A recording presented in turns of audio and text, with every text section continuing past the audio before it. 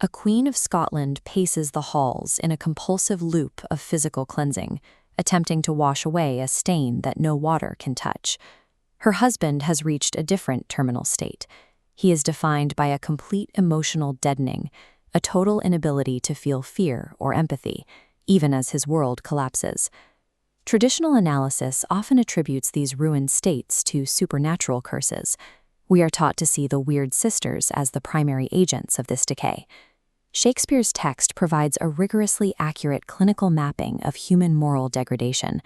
To understand these end states, we must reverse engineer the pathology back to the initial transgression. Analyzing Macbeth as a clinical pathology reveals that the true horror lies entirely within the internal mechanics of the human mind. Jacobean England was a society defined by intense paranoia.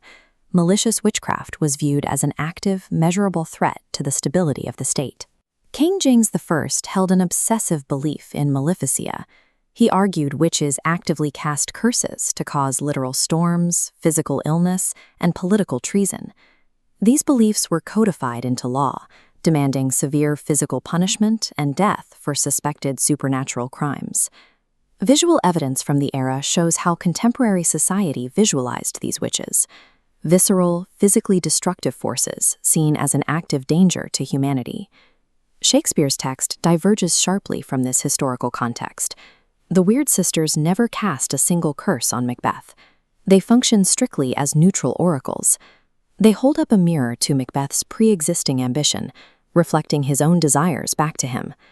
Because the witches provide only a catalyst without any coercive magic, the locus of Macbeth's ruin is entirely internal and self-directed. We begin with Macbeth's initial psychological baseline. He is experiencing severe cognitive dissonance, caught between an oath of loyalty and hunger for power. His free will remains intact. He recognizes the moral boundaries of the act and initially chooses to abandon the assassination plan. To bypass his logic, Lady Macbeth utilizes a targeted psychological tool, ego manipulation. She weaponizes his identity as a warrior, linking his manhood to the act of cold-blooded murder.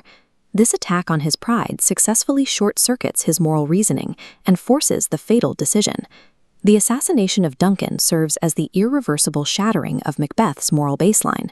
This destruction of the moral baseline triggers a psychological chain reaction, forcing their minds to diverge into two distinct pathologies. Lady Macbeth's pathology is marked by an inability to process guilt rationally. Her mind converts psychological distress into physical symptoms.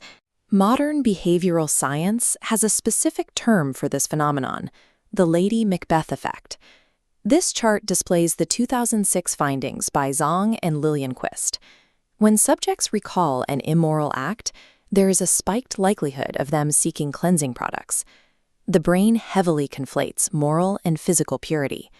To resolve the cognitive dissonance of wrongdoing, the brain seeks a physical method of purification, creating a behavioral loop. A 2022 replication study confirmed that physical washing serves as a biological substitute for clearing a guilty conscience. This empirical data maps directly onto the play's famous sleepwalking scene. This is a clinically recognized manifestation of extreme guilt. Lady Macbeth's obsessive hand-washing represents a remarkably accurate depiction of the biological urge to purge moral contamination through physical action. Macbeth's pathology takes the opposite trajectory.